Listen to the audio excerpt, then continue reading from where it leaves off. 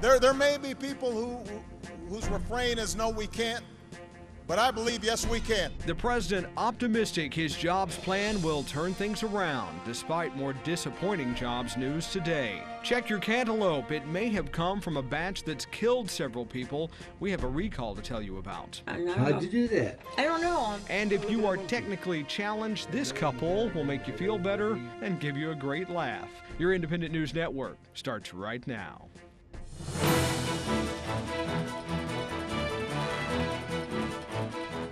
Good evening, everyone. I'm Mike Mickle. We begin with more bad news about jobs. First-time unemployment claims rose again last week, reflecting a job market that is still struggling to get on a consistent road to recovery.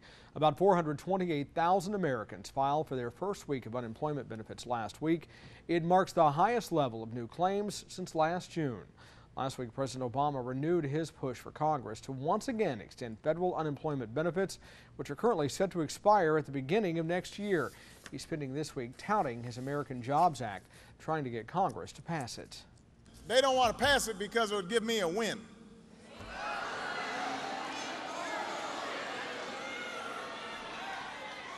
Give me a win? Give me a break. That's exactly why Some polls show the president's approval rating is at an all-time low. RealClearPolitics.com has averaged all the approval rating polls this week. 51% of Americans disapprove of the president, 44% approve. The CNN poll has the worst disapproval rating for him, 55%. The Fox News poll is the lowest, with 47% disapproval. In Your Vote 2012, the man known for firing people appears to know who he once hired for the job of president. GOP presidential hopeful Rick Perry and Donald Trump met for dinner last night in New York.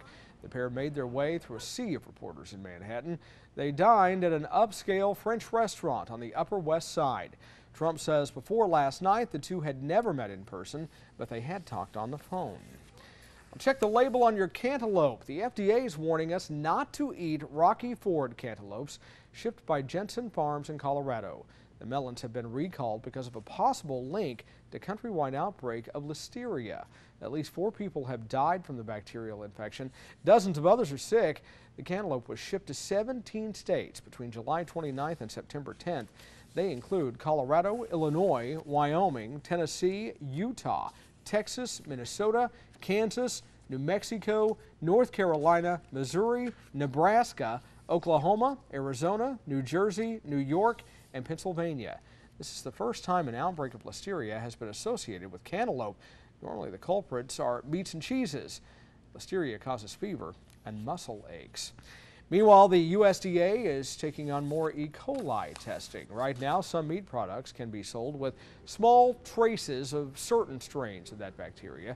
The new regulations, which start in March, will test for 6 additional types of E. coli. If a product tests positive, it won't be sold. The government says these previously untested forms of E. coli have been linked to 10 outbreaks and nearly 700 illnesses in the U.S. since 1998. Time for Global News Now. A killer cruise in Norway after fire breaks out. Here you can see thick smoke coming from the vessel. 2 crew members died in the fire that broke out in the engine room. All 207 passengers on that ship made it off safely. It's unclear what sparked the fire. Heavy flooding in Thailand is creating big headaches for people all over the country. You can see here the devastation it's caused in various cities. The waters have overtaken many homes and flooded out roads and markets. Dozens of people have been killed in the disastrous flooding since it began in July.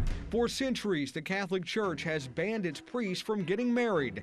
But now one of Ireland's most senior clerics is weighing in, saying the celibacy rule must go. Retired Bishop Edward Daly is worried the future of the Catholic Church is at stake. The Vatican does not back Daly's belief on this topic. And that's your Global News Now. 3 people were hurt in a fight at Southern Illinois University in Carbondale last night. The melee involved as many as 1,000 people. It started when students went outside their dorms during a power interruption and threw an impromptu party. Loud music led to fights and police were called in. Nobody has been arrested. The investigation is still underway. A 6-foot hot dog statue that mysteriously appeared on a street corner in Council Bluffs, Iowa, is grabbing national attention. Police have taken calls from people from California to Maryland claiming it's theirs. But Megan McRoberts from our Omaha affiliate KPTM managed to get to the real bottom of the mystery. It's not your typical hot dog. This one sports some sporty kicks, an American flag, and supposedly traveled across the country from a dumpster in California to this front yard in Council Bluffs. There was a sign company, and they were throwing it away because one of the arms was busted off, and so the arm was in the dumpster, and, well, might as well take it home. But Curtis Wendhold found himself in a pickle when his prized possession was the victim of a late-night prank.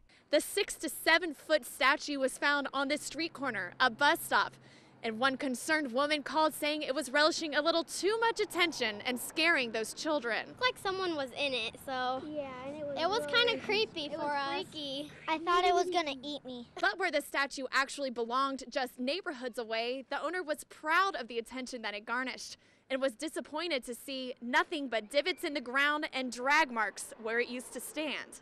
Let's see if it's bolted down to the yard and see if we can take it with us when we drove by. And lo and behold, it wasn't bolted to the yard. A few boys say they lifted the 400-pound statue over the fence and into their trunk. He had originally had 2 arms, but they broke off while we were dragging him. But the boys didn't keep it for long. It was in our house and it was creepy. You see the thing, man?